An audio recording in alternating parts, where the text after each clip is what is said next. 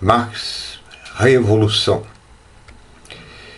Sendo um sistema de exploração do trabalho humano de uma classe social por outra, o capitalismo é intrinsecamente injusto.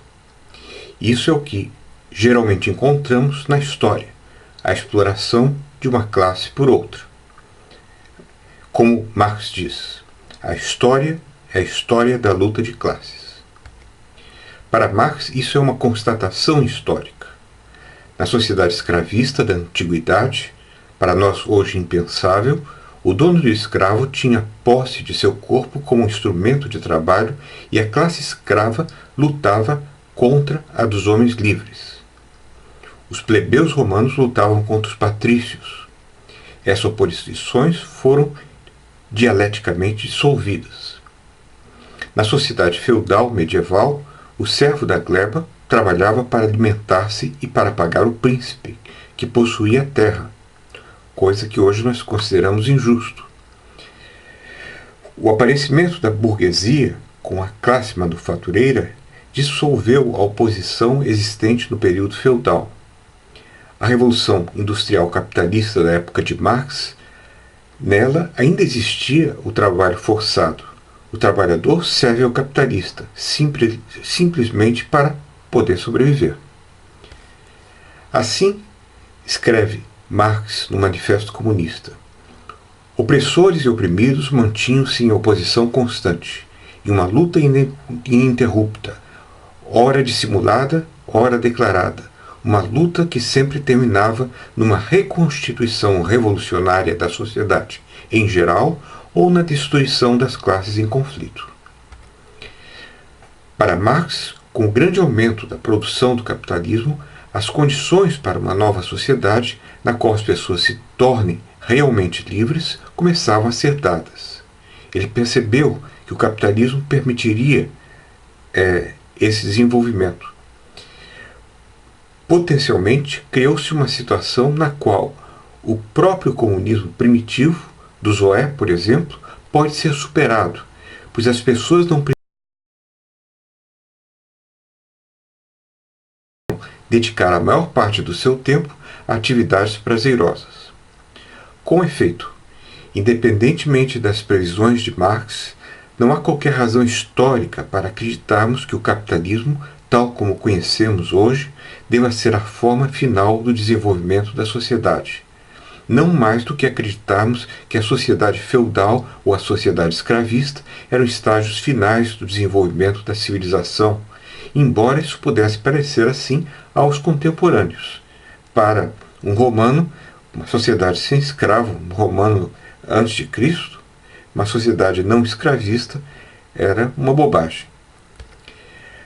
Para Marx, por suas próprias leis, o capitalismo se levaria à autodestruição. Primeiro, pela competição, cada vez menor seria o número de capitalistas monopolizadores do capital.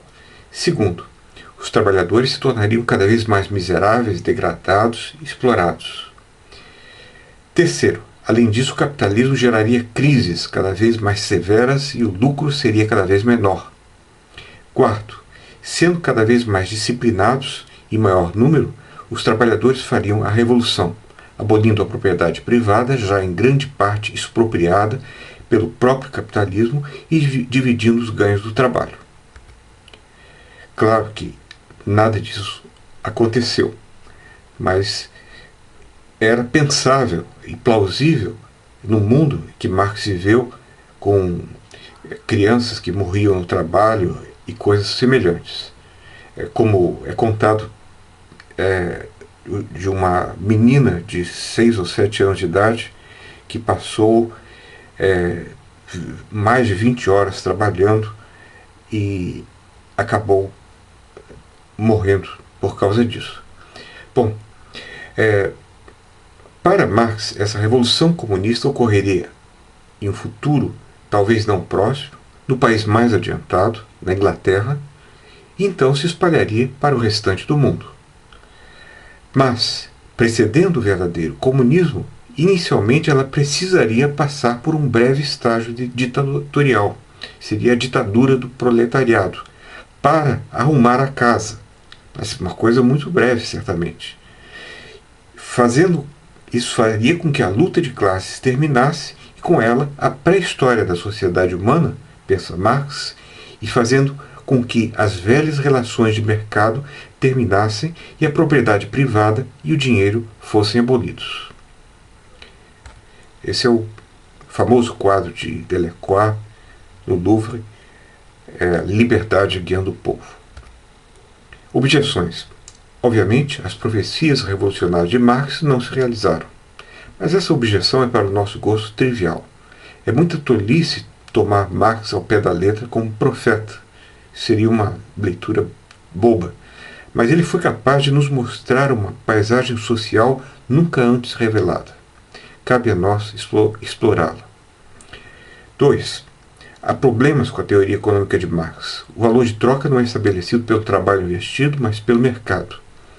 Além disso, ele diz que o trabalho humano é a única mercadoria capaz de produzir valor além do seu valor, a mais-valia. Mas imagine uma fábrica totalmente automatizada. Não podendo produzir mais-valia, ela não poderia ser capaz de dar lucro ao capitalista. Ou o trabalho humano para a produção da fábrica, das máquinas, já deveria conter mais-valia. Mas, pelo que sei, não só essa, mas todas as teorias econômicas estão eivadas de problemas. 3. Uma sociedade complexa precisa inevitavelmente dividir-se em especializações, se não em classes, para poder funcionar. Pensar diversamente disso parece simplificador. A ideia de que uma classe que possui o capital sempre, inevitavelmente, deve explorar a classe trabalhadora também poderia ser questionada. Mas isso pode ser reinterpretado. Uma sociedade de uma classe só é, de certo modo, uma sociedade sem classes. Uma maneira abrangente de ver.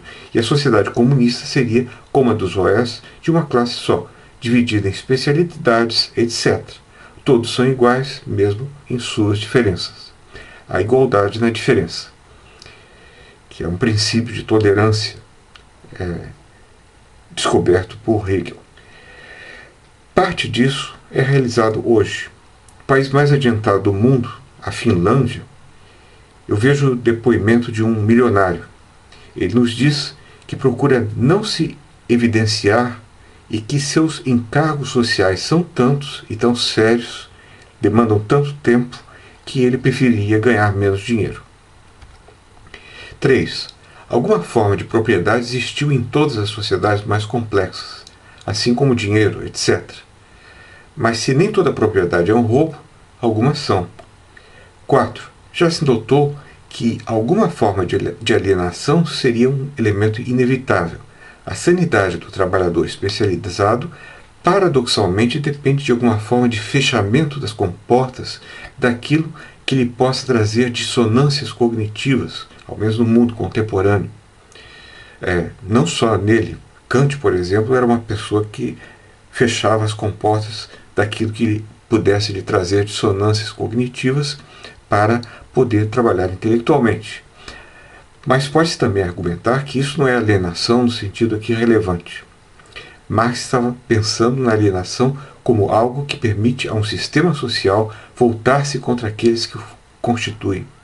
Exemplo disso foi a alienação autodestrutiva criada por totalitarismos como o nazismo. O capitalismo possui métodos alienadores próprios, por exemplo, na manipulação da opinião pública pelos donos do capital, uma forma de alienação que destrói a verdadeira democracia e pode ser perigosa ao inibir a racionalidade social e pelos efeitos colaterais imprevisíveis que pode ter. Por exemplo, em 1933, os barões da indústria apoiaram Hitler, achando que poderiam controlá-lo depois que ele se alçasse ao poder, e achando que com isso eles fariam impediriam o Partido Comunista, os partidos de esquerda. Eles fizeram isso, mas o resultado foi desastroso. Desastroso para todos. 5. Contra Marx já foi também sugerido que os empreendedores capitalistas precisam ter iniciativa, coragem de correr riscos, imaginação empreendedora e que a estagnação de economias fechadas e planejadas, como a soviética, demonstrou que o livre empreendimento é um valor. Contudo, em defesa de Marx, pode ser aqui notado que não foram essas de modo algum as sociedades comunistas sonhadas por Marx, mas algo como o capitalismo de Estado, que se apropriaram do marxismo e que seriam rejeitados por um humanista como Marx se ele estivesse vivo para julgá-los. Contudo, como não sabemos como seria uma sociedade pós-capitalista marxiana, não podemos afirmar que nela valores como iniciativa, capacidade de se arriscar e imaginação empreendedora não teriam lugar. Mais provável é que essas coisas possam brotar espontaneamente do fato de que o bem para si passa a ser o bem para todos, sem precisar do esporão do lucro. Nossos amigos OS são artesãos bastante sofisticados.